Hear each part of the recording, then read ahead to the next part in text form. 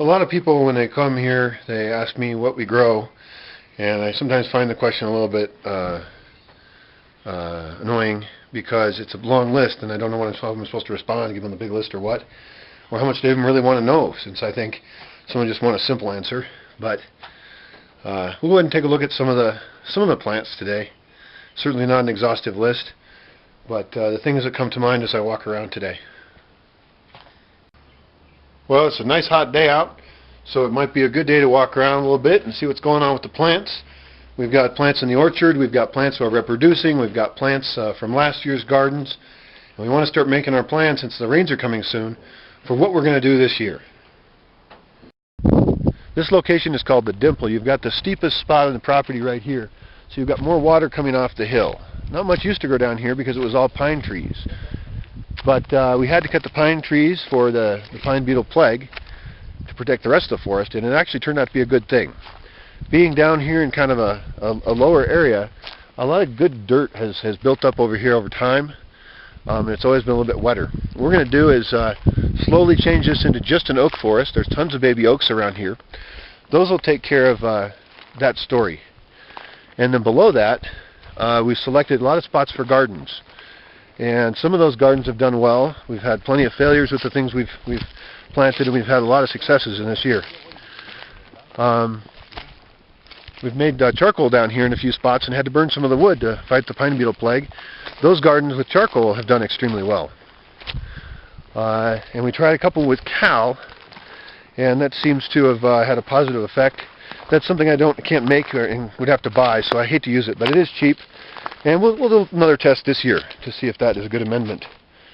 It's good we've got a lot of branches down here left over from when we had to cut the trees for the pine beetle plague.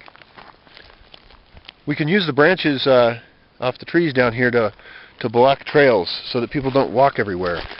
It's very destructive if people want to just prance around down here, because some of the plants are extremely weak and barely able to survive. And so we need to find really good trails and make spaces for people, but keep their footprint very low, because this is really the most fertile land on the property.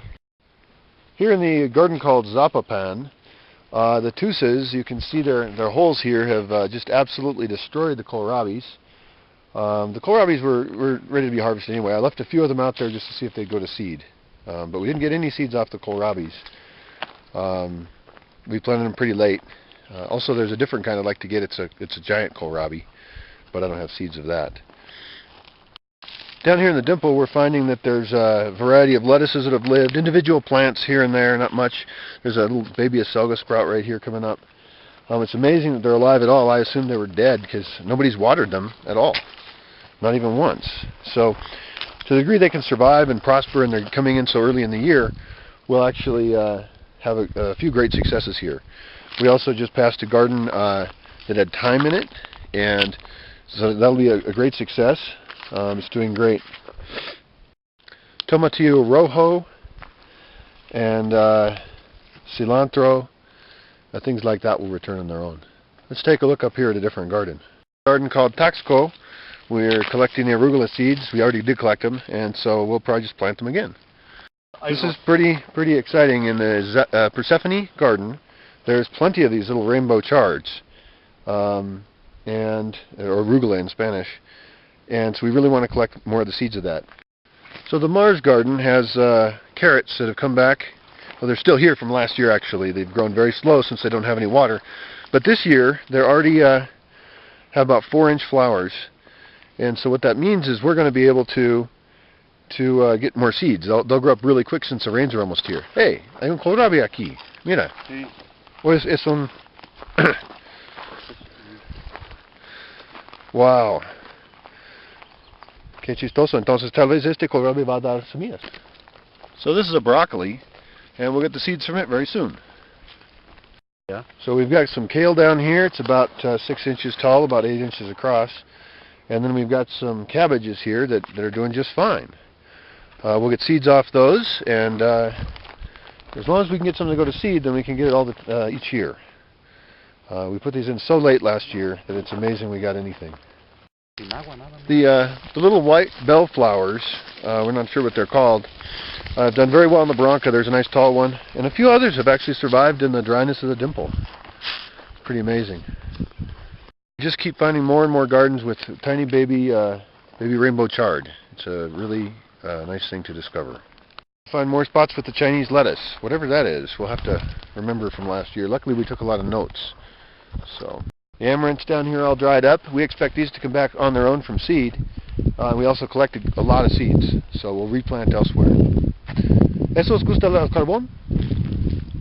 ¿O no mucho? No, está en tierra normal. Tierra normal. Nada de carbón. Okay, perfecto. Debemos intentar con carbón también. Okay. The stevia that we planted did grow down here in the Dimple. The problem is they didn't have time to mature. We planted pretty late, and so we didn't get any seeds off of them. So the idea is that they seem like they'll work, but we'll have to try it again. We've got a few alcachofa, which in English is artichoke. And we should probably plant more of those and do it earlier. Maybe baby them for the first bit, because they should do fine here as perennials. In gardens number 1 and 2, we've got tiny baby plants of something. It's that stuff that looks kind of like fennel, but isn't. Maybe it's anise or something like that. But the little tiny plants seem to have survived through the season. It's hard to tell with all these weeds and things. There's lots of native plants, which aren't necessarily bad, but in some cases we have to try and make sure we can find the tiny 3-inch seedling among all the other plants that are much more adept at growing here. Nasturtiums down here, they're some kind of rainbow nasturtium or something, have done extremely well just by surviving at all. The actual plants have not survived, but there are seeds left here on the ground, and we also collected quite a few. What we'll do is we'll have a spot in this garden where we leave part of it just open, exposed to the sky, and then we'll put Tierra de Encino, our best kind of dirt compost stuff, in one area, and then we'll cover another part maybe with a little bit of sawdust. We'll be able to see the difference, if there is any. We won't put any new seeds here because we want to find out how readily it can reseed itself. We'll take the seeds we collected and plant them in a different garden.